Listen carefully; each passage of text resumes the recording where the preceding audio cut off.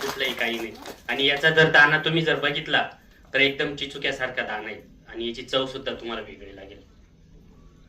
केमिकलने देखील एवढा तेलमुक्त कधी सीताफळ हे बघायला मिळत नाही, डाळिंब बघायला मिळत आणि नाही. याची चव सुद्धा वेगळीच आहे. आपण आता लॉन्च मध्ये देऊ सगळं. शिवाय मॅडम यांची झिरो बजेट शेती 11 एकर. माझी झिरो बजेट शेती झिरो आहे. बजेट शेती सगळ्यात त्याला लागणारे जे एनपीके असेल, पोटॅश, कॅल्शियम आणि पीक तयार होताना आपल्याला 15-16 कंटेन लागतात. लोह असतं, पालात, मॅग्नेशियम, जे काय बोरॉन वगैरे असेल ते सगळं मी माझ्या शेतावरती तयार केलं. आणि प्रत्येक वनस्पतीमध्ये वेगवेगळा गुणधर्म आहे.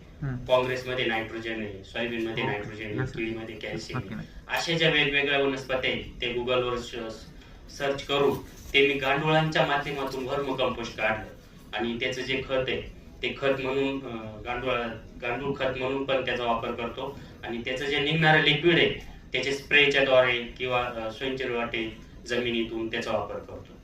त्याच्यामुळे माझी जमीन सगळी सुपीक सुजलम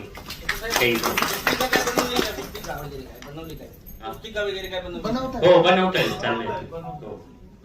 आणि मॅडम माझी विनंती आहे आपल्या सर्वांना